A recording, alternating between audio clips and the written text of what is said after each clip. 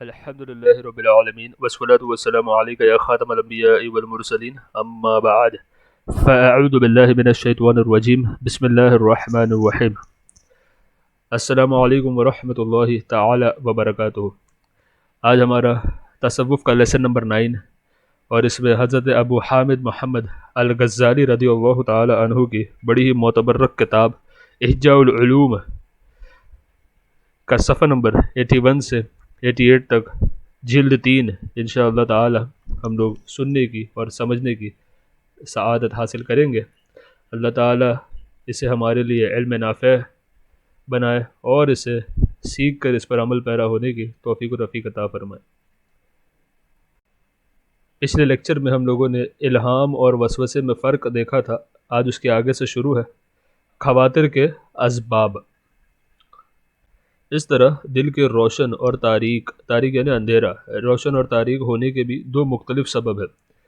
اس خاطر کے سبب کا نام فرشتہ ہے جو خیر کی دعوت دیتا ہے، اور اس خاطر کے سبب کو شیطان کہتے ہیں جو شر کی طرف یعنی برائی کی طرف، فساد کی طرف، جو شر کی طرف بلاتا ہے۔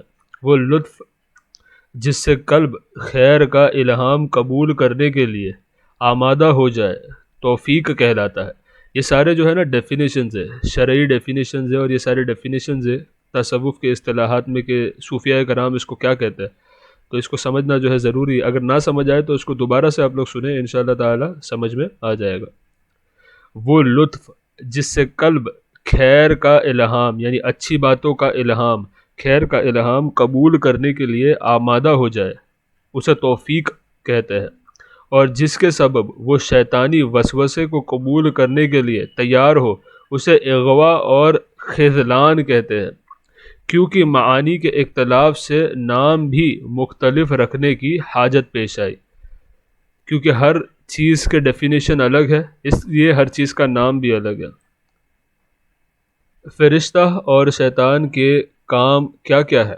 فرشتہ اللہ تبارک و تعالی کی پیدا کردہ وہ مخلوق ہے جس کا کام خیر پھیلانا، علم کی روشنی عام کرنا، حق کو واضح کرنا، خیر کی امید ڈالنا اور نیکی کا حکم دینا ہے۔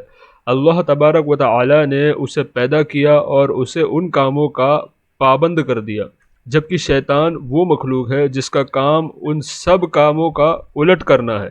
یہ برائی کا وعدہ کرتا ہے اور بے حیائی کا حکم دیتا ہے، اور بھلائی یعنی صدقات اور خیرات کے ارادے کے وقت محتاجی کا خوف دلاتا ہے۔ پس وسوسہ الہام کی، شیطان فرشتے کی، اور توفیق خذلان کی ضد ہے، یعنی یہ ایک دوسرے کے اپوزٹ ہے۔ جیسے وسوسہ از اپوزٹ آف الہام، شیطان فرشتے کا اپوزٹ ہے، اسی طریقے سے توفیق اور خذلان ایک دوسرے کے اپوزٹ ہے یعنی ضد ہے۔ اس فرمان باری تعالی میں اس جانب اشارہ ہے وَمِن كُلِّ شَيْءٍ خَلَقْنَا زَوْجَيْنِ، ترجمہ کنز ایمان، اور ہم نے ہر چیز کے دو جوڑے بنائے، کیونکہ تمام موجودات ایک دوسرے کے مقابل اور جوڑا ہے سوائے اللہ تبارک و تعالیٰ کے، اس لیے کہ وہ تنہا ہے، اس کا کوئی مقابل نہیں، بلکہ وہ احد اور یکتا ہے، بلکہ وہ واحد اور یکتا ہے، حق ہے اور تمام جوڑوں کو پیدا کرنے والا ہے۔ سبحان اللہ۔ یہاں پر بس ایک بات آپ لوگوں کو عرض کر دوں کہ دیکھیے ہم لوگ قرآن شریف پڑھ رہے ہیں، ماشاءاللہ ہماری 5 سبجیکٹس الگ الگ چل رہے ہیں۔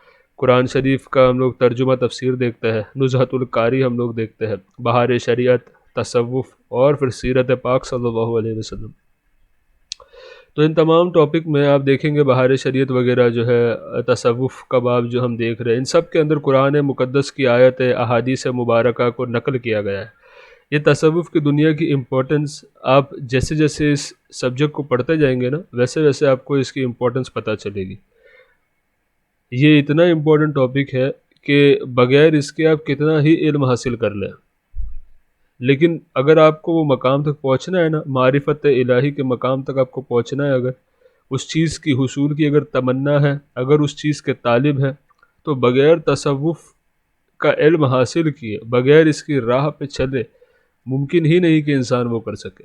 اور تصوف کون سا تصوف؟ وہ تصوف نہیں جو آج کل کے ڈھونگی باباؤں نے بنا کے رکھا ہوا ہے نا. ہم اس تصوف کی بات نہیں کرتے، ہم اس تصوف کی بات کرتے ہیں جو میرے آقا کی سیرت پر عمل کر کر کے حاصل ہوتی ہے. یہ تصوف جو ہم یہاں پر پڑھ رہے ہیں سیم قرآن شریف ہے جو ہم لوگ روز پڑھتے ہیں، لیکن ہماری نظر کس پہ ہوتی ہے؟ ظاہر پر ہوتی ہے. اور یہ جو نظر حضرت ابو حامد محمد الغزالی رضی اللہ تعالی عنہ، ان کے صدقے اللہ تعالی ہمیں علم تصوف سیکھنے کی توفیق اور اس کو سمجھنے اور اس پر عمل کرنے کی توفیق عطا فرمائے، اور ہمارے دلوں سے پردے، جو سیاہی پردے ہمارے دلوں پر پڑے، اللہ تعالیٰ ان تمام کو دور فرمائے اور ہمارے لیے معرفت کے دروازے کھول دے. تو حضرت امام غزالی جو ہے وہی قرآن شریف اور وہی احادیث مبارکہ جو ہم پڑھتے آ رہے ہیں، لیکن اس کے باطینی جو اس کا پہلو ہے وہ یہاں پر ذکر فرماتے ہیں کہ جس سے ہم لوگ فائدہ حاصل کر سکیں، ہے نا. تو یہ فرق ہے ظاہر اور باطن میں.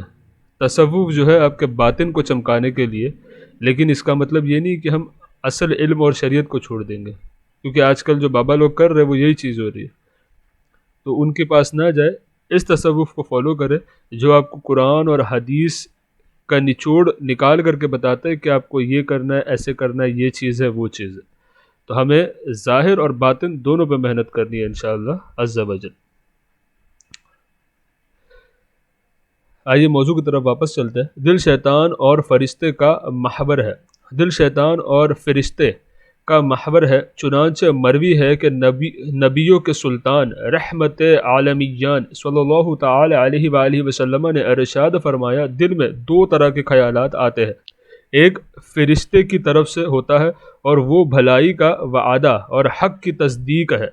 تو جو اسے پائے وہ جان لے کہ یہ اللہ تبارک و تعالی کی جانب سے ہے اور اللہ تبارک و تعالی کا شکر ادا کرے. اور دوسرا دشمن کی طرف سے ہوتا ہے، یعنی شیطان کی طرف سے ہوتا ہے، اور وہ شر کا وعدہ یعنی فساد، فتنے، شر کا وعدہ، حق کی تکذیب یعنی حق کے خلاف آپ کو چیزیں بتاتا ہے، حق کی تکذیب اور خیر سے روکنا ہے. تو جو اسے پائے وہ شیطان مردود کے وسوسے سے اللہ تبارک و تعالی کی پناہ مانگے. پھر آپ علیہ الصلوۃ والسلام نے یہ آیت مقدسہ تلاوت فرمائی، الشیطان یعیدکم الفقر ویأمرکم بالفحشاء. ترجمہ کنز ایمان، شیطان تمہیں اندیشہ دلاتا ہے محتاجی کا اور حکم دیتا ہے بے حیائی کا. سورہ بقرہ کی آیت نمبر 268. حضرت سیدنا حسن بصری علیہ رحمۃ اللہ القوی فرماتے ہیں، خیالات دو طرح کے ہوتے ہیں جو دل کے گرد گھومتے ہیں، ایک اللہ تبارک و تعالی کی جانب سے ہوتا ہے اور ایک شیطان مردود کی طرف سے. اللہ تبارک و تعالی اس بندے پر رحم فرمائے جو خیالات پر غور کرے. اگر وہ اللہ تبارک و تعالی کی طرف سے ہوتا ہو تو اسے کر گزرے، اور اگر شیطان کی طرف سے ہو تو اس کی مخالفت کرے. ان خیالات کا محور ہونا کی بنا پر ہی دل کے متعلق معلم کائنات شاہ موجودات صلی اللہ تعالی علیہ وآلہ وسلم نے ارشاد فرمایا، قلب المؤمن بین اصبعین من اصابع الرحمن، یعنی مومن کا دل رحمان جل وعلا کی دو انگلیوں کے درمیان ہے. اسی لیے ہم نماز کے بعد یہ دعا بھی کرتے ہیں نا کہ یا مقلب القلوب ثبت قلبی علی دینی. جب آپ کوئی فرض نماز پڑھ لے تو ہر فرض نماز کے بعد اپنے سینے پر، اپنے دل کی طرف جو ہے دایاں ہاتھ رکھے اپنے دل پر، اور پھر یہ دعا پڑھے یا مقلب القلوب ثبت قلبی علی دینی. یہ اسی لیے ہے کہ اللہ تعالی ہمیں اپنے دین پر استقامت رکھے، ثابت قدم رکھے. اللہ تبارک و تعالی اعضاء سے پاک ہے. اللہ تبارک و تعالی اس بات سے پاک ہے کہ اس کی کوئی انگلی ہو جو گوشت، ہڈی، خون اور پٹھوں سے مرکب اور پوروں میں منقسم ہو. یہاں انگلیوں کا ذکر اس لیے ہے کہ جس طرح انسان انگلیوں سے جلدی پکڑتا اور الٹ پلٹ کرتا ہے، اللہ تبارک و تعالیٰ بھی فرشتے اور شیطان کو مسخر کر کے یہ کام جلد جلد لیتا ہے۔ تو یہ دونوں قدرت الہی کے سبب دلوں کو اپنی طرف متوجہ کرنے کے لیے اس طرح مسخر ہے جیسا انسانی انگلیاں اجسام کو الٹ پلٹ کرنے کے لیے مسخر کر دی گئی۔ دل شیطان کی پناہ گاہ ہے یا فرشتوں کی قیام گاہ؟ سبحان اللہ، کتنا اچھا امام غزالی یہاں پہ واضح کروا رہے ہیں، یعنی ہر چیز جو ہے ڈائریکٹ پلیٹ میں لا کر کے دے دی اور نوالا تیار کر کے دے دیا، اب بس اسے ہمیں سمجھنا ہے اور اسے پریکٹیکلی اپنی لائف میں ہمیں امپلائی کرنا ہے، ان چیزوں کو اپلائی کرنا ہے۔ دل شیطان کی پناہ گاہ ہے یا فرشتوں کی قیام گاہ؟ دل اصل فطرت کے اعتبار سے فرشتے اور شیطان کے اثرات قبول کرنے کے برابر صلاحیت رکھتا ہے، کسی ایک کو دوسرے پر ترجیح حاصل نہیں، جانبین میں سے یعنی دونوں میں سے جانبین میں سے ایک کو ترجیح صرف خواہشات میں انہماک اور ان کی پیروی یا ان سے بے رغبتی اور ان کی مخالفت کے سبب سے حاصل ہوتی ہے۔ لہٰذا اگر انسان غصہ اور نفسانی خواہشات کے تقاضوں پر عمل کرے گا تو خواہشات کے واسطے سے شیطان کا اثر غالب ہو جائے گا اور دل شیطان کی پناہ گاہ اور جائے اقامت بن جائے گی، کیونکہ خواہشات ہی شیطان کی چراگاہ ہے، اور اگر اس نے خواہشات سے مقابلہ کیا، یعنی اس آدمی نے، اس شخص نے خواہشات سے مقابلہ کیا اور انہیں خود پر مسلط نہ ہونے دیا اور فرشتوں جیسی صفات کو اپنایا، تو اس کا دل فرشتوں کے اترنے اور ٹھہرنے کی جگہ بن جائے گا۔ جب دل شہوت، غضب، حرص و لالچ اور لمبی امیدوں وغیرہ سے اور خواہشات سے سیر ہونے والی صفات بشریہ سے خالی نہیں ہوگا تو لازم طور پر اس میں وسوسے کے ذریعے شیطان کی گردش ہوگی۔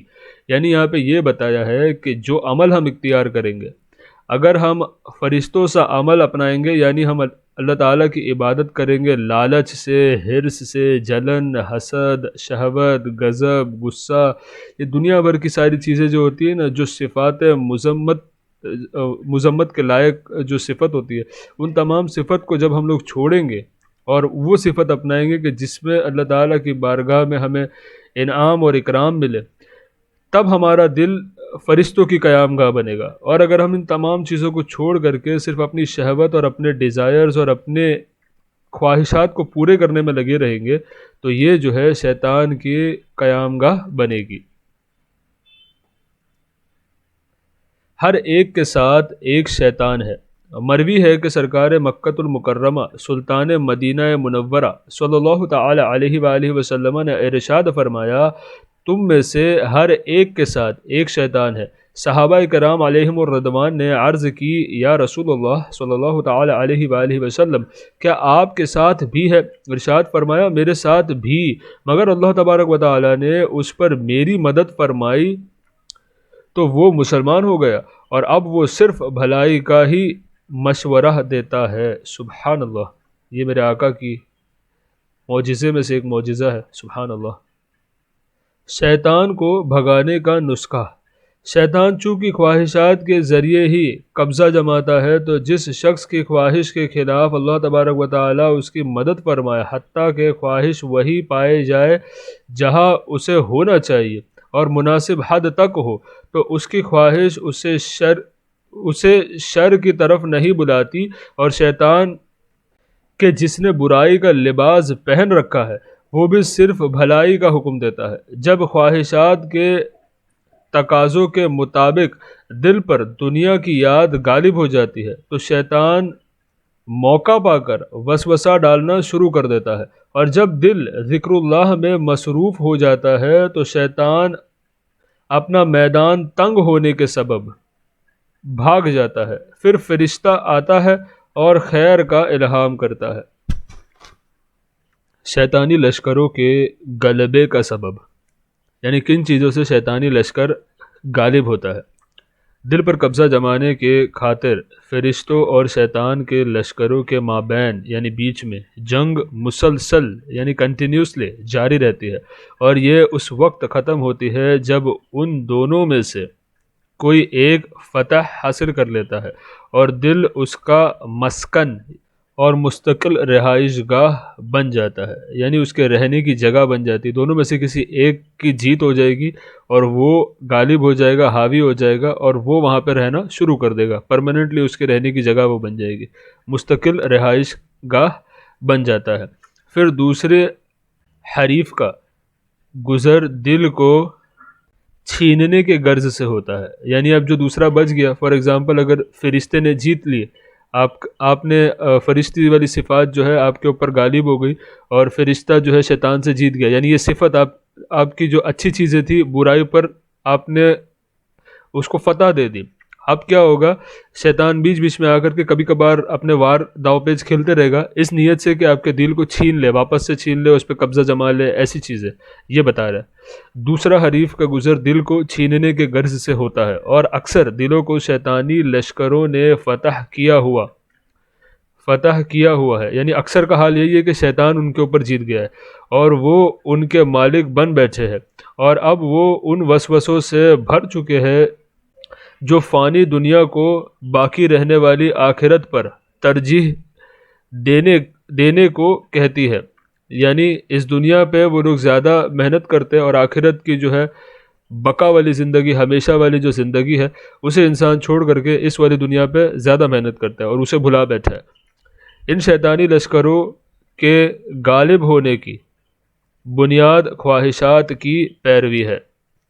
شیطانی لشکروں کے غلبے سے نجات کی صورت، اب دلوں کو فتح کرنا صرف اس صورت میں ممکن ہے کہ دل کو شیطانی قوت یعنی نفسانی خواہشات سے خالی کر کے اسے ذکر الہی سے آباد کیا جائے کہ دل فرشتوں کے اترنے کی جگہ ہے۔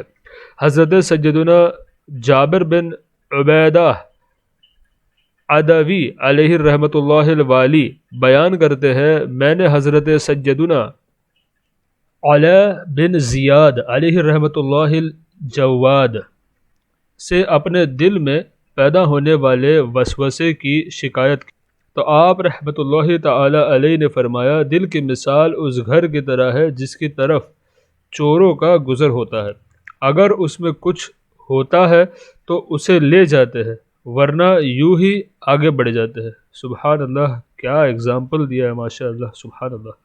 ہمارے بزرگوں کی صحبت نہ اسی لیے اختیار کرنی چاہیے اور ان کی کتابیں اسی لیے پڑھنی چاہیے کہ وہ ایسی مثالیں دے جاتے ہیں کہ انسان کو مطلب ایک دم نشانے پہ تیر لگ جائے نا، اس طریقے کی بات ماشاء اللہ ان کی کتابوں میں موجود ہوتی ہے۔ سبحان اللہ۔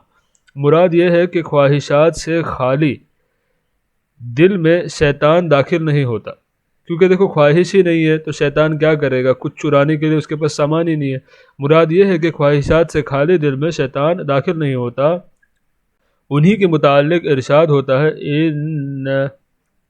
ان عبادی لیس لک علیہم سلطان، سورہ بنی اسرائیل کی آیت نمبر 65 تھی، ترجمہ کنز الایمان، بے شک جو میرے بندے ہیں ان پر تیرا کچھ قابو نہیں۔ سبحان اللہ، یہ اللہ تعالیٰ فرما رہا ہے کہ جو میرے بندے ہیں ان پر تیرا یعنی شیطان کا کچھ قابو نہیں۔ اور یہاں پر میں ایک چیز آپ کو اور واضح کر دوں کہ ہم بار بار یہ لفظ خواہشات دیکھ رہے ہیں، تو خواہشات سے مراد یہاں پر جو ہم لے رہے ہیں نا، وہ ان خواہشات کی بات ہو رہی ہے جو فضول ہے اور جو ناجائز و حرام اور ممنوع ہے، شریعت میں جائز نہیں ہے، گنجائش نہیں ہے جس چیز کی، ایسی چیز ہوگی۔ ابھی کسی کے دل میں خواہش ہوگی کہ اس کو حج کرنا ہے، اس کو عمرہ کرنا ہے، باقی تمام فریضے کو اس نے انجام دے دیا ہے، اب یہ اس کے دل میں خواہش ہو رہی ہے کہ نفلی عمرہ کر لے، یا خواہش ہے کہ اپنے والدین سے ملاقات کرے، یا بچوں پر خرچہ کرے، یا اپنے دوست احباب کے ساتھ کبھی اٹھے بیٹھے، ایسی سب چیزیں۔ تو ان تمام خواہشات کو جو شریعت کے دائرے میں ہے، جو جائز ہے، جس پر کوئی مذمت نہیں، ان خواہشات کا ہم ذکر نہیں کر رہے، ان خواہشات کا ذکر کر رہے کہ جو شریعت جس کو منع کرتی ہے، جس کو ناپسند کرتی ہے، جو اللہ تعالیٰ سے ہمیں دور کرتی ہے، ایسی خواہشوں کی ہم یہاں پہ بات کر رہے ہیں۔ ٹھیک ہے، سبق کی طرف لوٹتے ہیں۔ خواہش کے پیچھے چلنے والا اللہ تبارک و تعالیٰ کا بندہ نہیں۔ معلوم ہوا کہ خواہش کے پیچھے چلنے والا ہر شخص خواہش کا بندہ ہے، نہ کہ اللہ تبارک و تعالیٰ کا۔ اس لیے اللہ تبارک و تعالیٰ نے اس پر شیطان کو غالب کر دیا۔ ارشاد خداوند تعالیٰ ہے افرأیت من اتخذ الہ، سورہ حاشیہ کی آیت نمبر 23، ترجمہ کنز ایمان، بھلا دیکھو تو وہ جس نے اپنی خواہش کو اپنا خدا ٹھہرا لیا۔ اللہ اکبر۔ یہ اس بات کی طرف اشارہ ہے کہ جس کا معبود اس کی خواہشات ہو تو وہ خواہش کا بندہ ہے، نہ کہ اللہ تبارک و تعالیٰ کا۔ نماز اور وضو میں وسوسہ ڈالنے والے شیطانوں کے نام۔ جب حضرت سیدنا عمر بن عاص رضی اللہ تعالی عنہ نے حضور نبی کریم صلی اللہ تعالی علیہ وآلہ وسلم کے بارگاہ بیکس پناہ میں عرض کی، یا رسول اللہ صلی اللہ تعالی علیہ وآلہ وسلم، شیطان میرے اور میری نماز اور قرات کے درمیان حائل ہو جاتا ہے۔ تو ارشاد فرمایا، یعنی سرکار صلی اللہ علیہ وسلم نے ارشاد فرمایا، اس شیطان کو خنزب کہا جاتا ہے۔ جب تم اسے محسوس کرو تو اس سے اللہ تبارک و تعالیٰ کی پناہ مانگو اور اپنے بائیں طرف 3 بار تھوک دو۔ حضرت سیدنا عثمان بن ابو العاص رضی اللہ تعالی عنہ فرماتے ہیں، میں نے اسی طرح کیا، اللہ تبارک و تعالیٰ نے اس شیطان کو مجھ سے دور کر دیا۔ سبحان اللہ۔ ایک حدیث شریف میں ہے، وضو کے دوران ایک شیطان حائل ہو جاتا ہے جسے ولہان کہا جاتا ہے، اس شیطان سے اللہ تبارک و تعالیٰ کی پناہ مانگو۔ اللہ تبارک و تعالیٰ سے دعا ہے کہ اللہ تعالیٰ ہمیں خنزیب اور ولہان اور دیگر جتنے بھی شیاطین ہمیں اس کی یاد سے غافل کرنے میں، اس کے دین سے دور کرنے میں، اس کی معرفت سے روکے ہوئے ہیں، ان تمام شیاطین سے اور ہر قسم کی بلا آفت مصیبت سے ہمیں اپنے حفظ و امان میں رکھے، اپنے حبیب صلی اللہ تعالی علیہ وآلہ وسلم کے صدقے و توسل سے، آمین بجاہ سید المرسلین صلی اللہ تعالی علیہ وآلہ وسلم۔ اچھا، یہاں پہ ایک چھوٹا سا مسئلہ یہ بتا دوں کہ اگر کسی کو نماز میں زیادہ وسوسے آتے ہو، کچھ ہوتا ہو ایسا، تو نماز شروع کرنے کے پہلے جب آپ نماز کی جگہ پہ کھڑے ہو جائے تب اپنے بائیں جانب یعنی اپنے لیفٹ طرف منہ کر کے خالی تھوکنے کا جو ہے یہ کرے۔ حقیقت میں تھوکے نا، صرف تھوکنے کا تھو تھو تھو، اس طریقے سے آپ کریں اسے کہ اس نیت سے کہ اس شیطان پر آپ تھوک رہے ہے نا۔ اس کے بعد اس نماز کو آپ شروع کریں، انشاءاللہ تعالی وسوسے سے جو ہے اس نماز میں دور رہیں گے۔ شیطانی وسوسے کو دور کرنے کا طریقہ۔ دل سے شیطان کے وسوسے اس صورت میں ختم ہو سکتے ہیں کہ ان کی طرف توجہ نہ دی جائے بلکہ کسی دوسری چیز کی طرف توجہ کر دی جائے، کیونکہ جب دل میں کسی نئی چیز کا خیال آتا ہے تو پہلی چیز کا خیال چلا جاتا ہے، لیکن اللہ تبارک و تعالی کی ذات اور اس کے متعلقات کے علاوہ جو کچھ ہے شیطان اس میں دخل اندازی کر سکتا ہے۔ اس سے نا مجھے وہ غالب کا شعر یاد آ گیا، مرزا غالب کا شعر ہے، 1000 خواہش ایسی کہ ہر خواہش پہ دم نکلے، 1000 خواہش ایسی کہ ہر خواہش پہ دم نکلے، بہت نکلے میرے ارماں لیکن پھر بھی کم نکلے۔ یعنی انسان کی خواہشات کبھی ختم ہی نہیں ہوتی، ایک ختم ہوئی تو دوسری، دوسری ختم ہوئی تو تیسری، ایک گیا دوسرا، اس طریقے سے چلتا رہتا ہے سلسلہ۔ لیکن اللہ تبارک و تعالیٰ کا ذکر ہی ایسی چیز ہے جو شیطانی وسوسے سے محفوظ رکھ سکتی ہے، اس تک شیطان کی رسائی نہیں۔ ہر چیز کا علاج اس کی ضد سے کیا جاتا ہے، اور تمام شیطانی وسوسوں کی ضد اللہ تبارک و تعالیٰ کی پناہ مانگنا اور طاقت اور قوت سے براعت کا اظہار کرنے میں ہے، اور یہ معنی اس قول سے ادا ہو جاتا ہے، اعوذ باللہ من الشیطان الرجیم ولا حول ولا قوة الا باللہ العلی العظیم، یعنی اللہ تبارک و تعالیٰ کی پناہ مانگتا ہوں شیطان مردود سے، اور گناہ سے بچنے کی طاقت اور نیکی کرنے کی قوت اللہ تبارک و تعالیٰ ہی کی مدد سے ہے۔ سبحان اللہ۔ اور گناہ سے بچنے کی طاقت اور نیکی کرنے کی قوت اللہ تبارک و تعالیٰ ہی کی مدد سے ہے، جو بلند اور عظمت والا ہے، جو بلندی اور عظمت والا ہے۔ سبحان اللہ۔ اس پر صرف متقی حضرات ہی قادر ہو سکتے ہیں کہ جن پر اللہ تبارک و تعالیٰ کا ذکر غالب ہوتا ہے، اگرچہ شیطان غفلت اور لغزش کی اوقات میں دھوکے سے ان کے آس پاس بھی پھرتا ہے۔ ارشاد باری تعالی ہے ان الذین اتقوا اذا مسهم طائف من الشیطان تذکروا فإذا هم مبصرون۔ سورہ اعراف کی آیت نمبر 201 تھی۔ ترجمہ کنز ایمان۔ بے شک وہ جو ڈر والا ہے جب انہیں کسی شیطانی خیال کی ٹھیس لگتی ہے ہوشیار ہو جاتے ہیں، اس وقت ان کی آنکھیں کھل جاتی ہیں۔ حضرت سیدنا امام مجاہد علیہ رحمۃ اللہ الواحد اس آیت مبارکہ من شر الوسواس الخناس سورہ ناس کی آیت نمبر 4 ترجمہ کنز ایمان، اس کے شر سے جو دل میں برے خطرے ڈالے اور دبک رہے کی تفسیر میں فرماتے ہیں شیطان دل پر قبضہ کیے رہتا ہے۔ جب بندہ اللہ تبارک و تعالیٰ کا ذکر کرتا ہے تو وہ دبک یعنی پیچھے ہٹ کر چھپ جاتا ہے اور وسوسے ڈالنے سے رک جاتا ہے، اور جب انسان غافل ہو جاتا ہے تو دوبارہ اس کے دل پر غالب آ جاتا ہے۔ ذکر اللہ اور وسوسہ شیطان کے مابین اس طرح دشمنی ہے جیسے نور اور تاریکی یعنی لائٹ اینڈ ڈارک میں، جیسے نور اور تاریکی اور دن اور رات کے درمیان ہے، اور چونکہ یہ دونوں ایک دوسرے کے مخالف ہے اس لیے اللہ تبارک و تعالی نے ارشاد فرمایا استحوذ علیہم الشیطان فانساہم ذکر اللہ۔ سورہ مجادلہ کی آیت نمبر 19 ترجمہ کنز ایمان، ان پر شیطان غالب آ گیا تو انہیں اللہ تبارک و تعالی کی یاد بھلا دی۔ اللہ اکبر۔